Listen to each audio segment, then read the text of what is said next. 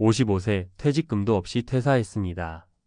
퇴직금 없이 퇴사했다는 말, 듣는 사람 입장에선 믿기 어려운 이야기처럼 들릴 수도 있어요. 하지만 생각보다 많습니다. 공무원으로 30년 가까이 일해도 정해진 제도상 퇴직금이 따로 없는 경우, 혹은 기대보다 훨씬 적은 경우가 있거든요.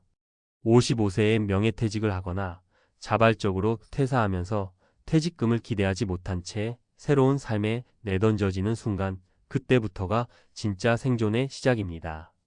나는 연금도 아직 안 나오는데 당장 다음 달 생활비는 어쩌지? 막막하죠. 하지만 막막함 속에서도 누군가는 답을 찾아 나가고 누군가는 현실에 주저앉습니다. 오늘은 퇴직금 없이 퇴사한 55세 공무원이 월 300만 원으로 살아가는 방법을 이야기해 보려고 해요. 피할 수 없는 현실을 받아들이고 어떻게 버티고 어떤 선택을 통해 다시 삶의 균형을 찾아가는지를 실제 사례 중심으로 풀어드릴게요. 본론 퇴직금 없이 퇴사한 공무원이 살아남는 3가지 전략. 1. 수입을 만드는 사람이 되자. 나는 이제 프리랜서입니다. 사례 1. 전직 교육청 공무원, 55세에 퇴사 후 온라인 강사로 전업. 박진수 가명씨는 교육청에서 교사 대상 연수 프로그램을 기획하던 공무원이었습니다. 그는 55세에 명예퇴직을 선택했지만 퇴직금은 거의 기대할 수 없었습니다. 하지만 박씨는 퇴사 전부터 준비했습니다. 자신이 담당했던 교육 콘텐츠를 바탕으로 온라인 플랫폼에서 교육 과정을 직접 개설한 겁니다.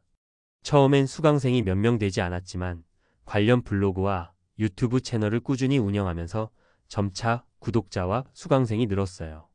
지금은 월 200만, 250만 원 정도 수익이 꾸준히 들어오고 추가로 지자체에서 진행하는 평생교육 특강이나 줌 강의로 월 50만 원 정도를 보태고 있습니다.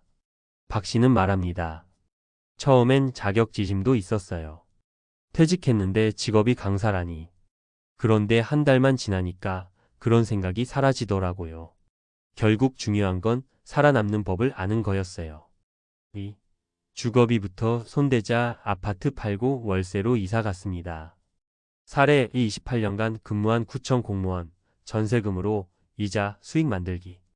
이영숙 가명씨는 도심 외곽에 20평대 아파트를 소유하고 있었습니다. 퇴사 후 국민연금은 아직 나오지 않는 시기였고 퇴직금도 기대하기 어려웠죠. 그녀는 과감하게 아파트를 매도하고 수도권 외곽에 보증금 3천만 원짜리 월세 집으로 이사했습니다.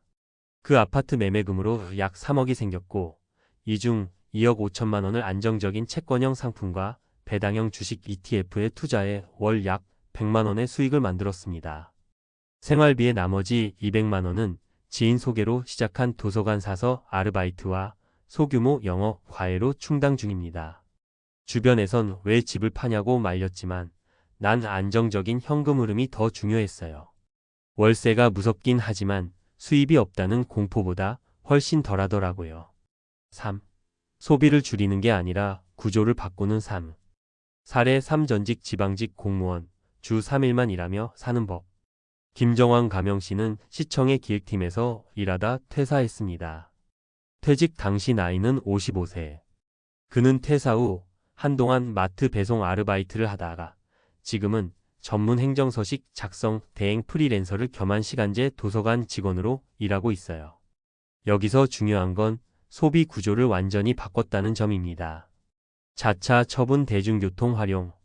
통신비 월 10만 원 알뜰폰으로 13 이하 절약. 기존 외식 배달 생활 주 5일 직접 요리. 이렇게 생활비를 350만 원에서 230만 원 수준으로 줄였고 주 3일만 일하면서도 생계가 유지되고 있어요. 한 달 500 벌면서 다 쓰고 살 땐 돈 없어도 스트레스가 없었어요. 지금은 300으로 살지만 마음은 훨씬 여유 있어요. 시간의 가치가 뭔지 늦게라도 깨닫게 되더라고요.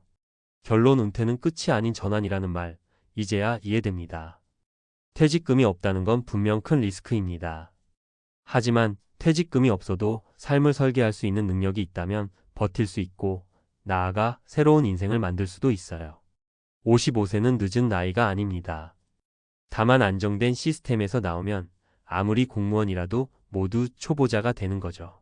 수입을 만드는 법, 소비 구조를 바꾸는 법, 자산을 현금 흐름으로 전환하는 법, 이 세 가지를 중심으로 다시 인생을 짜야 합니다. 위 세 분의 사례처럼 은퇴는 은퇴하는 게 중요한 게 아니라 그 이후를 어떻게 설계하느냐가 핵심입니다. 퇴직금이 없다고 두려워하지 마세요. 생각보다 많은 사람들이 그렇게 다시 살고 있습니다. 자, 먼저 이런 말씀부터 드릴게요. 퇴직금 없으면 끝난 거 아닌가요? 정답부터 말씀드리면 아니요입니다. 오히려 퇴직금을 받았다고 안심했다가 몇 년 안에 바닥나버리는 경우도 엄청 많아요. 중요한 건 한 번에 뭉칫돈이 있느냐가 아니라 매달 들어오는 돈이 있느냐입니다. 이게 바로 은퇴 이후의 진짜 생존 키워드예요. 현금 흐름. 1. 월 300만 원, 현실적인 생존 기준선. 많은 분들이 퇴직 전에는 은퇴하면 한 달에 200만 원만 있어도 살겠지 생각하시는데요. 현실은 다릅니다. 2025년 현재 도시 거주 기준 부부 생활비 평균은 약 270만 원이고 혼자 살더라도 200만 원 이하로는 거의 불가능하다는 게 실상입니다. 그럼 어떻게 해야 하나요? 월 300만 원이라는 목표를 정하고 이걸 어디서 어떻게 채울 것인가를 구조화해야 합니다. 전략 1돈 버는 루트를 최소 2개는 만들어라. 가장 중요한 건 수입원을 나눠 놓는 것이에요. 무조건 2개 이상. 그래야 한쪽이 흔들려도 버틸 수 있어요. 고정 수입 시간제 일자리, 알바, 프리랜서, 강의 등 200만 원 내외. 반고정 수입 배당 ETF, 이자, 수익, 간헐적 판매 수익 등 5만 100만 원. 한 가지 일로 계속 수입을 얻는 건 쉽지 않아요. 예를 들어 도서관에서 일하던 분도 계약이 1년 단위로 바뀌고 온라인 강사도 수강생 수에 따라 편차가 크거든요. 그래서 한 가지 수입이 줄어도 다른 수입원이 받쳐줄 수 있게 미리 구조를 짜놓는 게 핵심입니다. 전략 2. 주거비가 인생 전체를 뒤흔든다. 은퇴자에게 주거비는 고정비 폭탄이에요.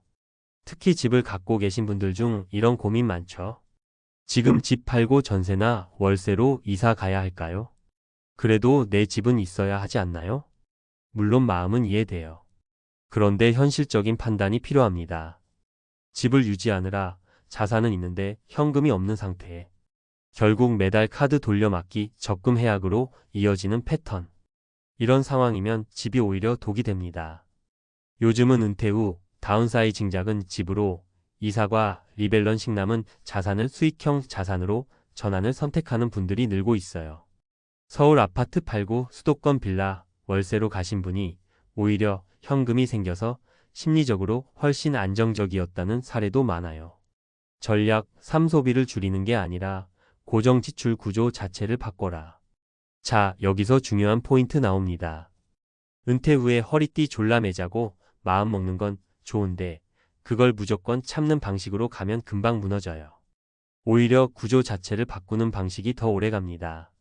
예를 들어 자차 처분 유지비, 보험료, 기름값 절약, 알뜰폰 전환 통신비 반 이상 절약, 배달 줄이고 주 5일 집밥, 식비 건강 2마리 토끼. 이런 방식으로 소비 습관을 바꾸는 게 아니라 고정비 구조를 아예 바꾸는 거예요. 이게 진짜 지속 가능한 전략입니다. 전략 4. 국민연금? 받기 전까지는 보너스라 생각하라. 55세에 퇴사하면 국민연금은 빨라야 60세 전후에 나오죠. 그 전까지는 버티기 위한 자금을 스스로 만들어야 해요. 그래서 제가 권하는 건 이거예요. 국민연금은 나중에 오는 보너스라고 생각하고 그 전에 매달 300만 원 만드는 루트를 구축하라. 이게 심리적으로도 도움이 됩니다. 국민연금 기다리기는 늘 불안하거든요. 그리고 연금 수령 시점도 전략적으로 고민해 보세요.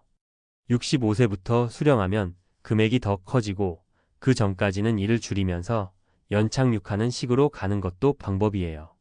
전략 5일은 생계수단이자 사회 연결고리. 마지막으로 드리고 싶은 말씀이 있어요. 은퇴 후 일자리를 두고 돈 벌려고 다시 일해야 하다니 하시는 분들 많죠? 그런데요. 요즘은 시간제 일자리 적은 수익 낮은 스트레스를 원하시는 분들이 많아요. 그리고 그런 일자리도 많아졌고요. 도서관 사서, 학교 보조교사, 동사무소 행정 지원, 프리랜서 문서 작업, 온라인 콘텐츠 제작.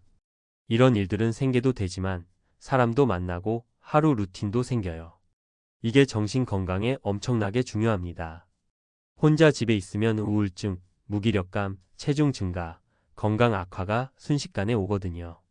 마무리 퇴직금은 없을 수 있지만 인생의 기회는 남아있다. 퇴직금 없이 퇴사한다는 건 누가 봐도 큰 리스크예요. 하지만 리스크는 기회이기도 합니다. 마치 말년에 받은 연봉을 포기하고 대신 내가 원하는 삶의 리듬을 찾는 기회가 되는 거죠. 앞서 사례에서 봤듯 누군가는 교육 경험을 강의로 살리고 누군가는 주거 전략을 바꿔 현금 흐름을 만들고 누군가는 소비 구조를 바꿔버리며 새로운 인생을 설계했어요. 이들은 특별한 사람이 아닙니다. 바로 여러분 옆에 있는 전직 공무원, 내 친구, 이웃입니다. 퇴직금은 없지만 여러분에겐 시간과 경험, 그리고 선택할 수 있는 자유가 있습니다. 그 자유를 현명하게 쓰는 법, 지금부터라도 늦지 않았습니다.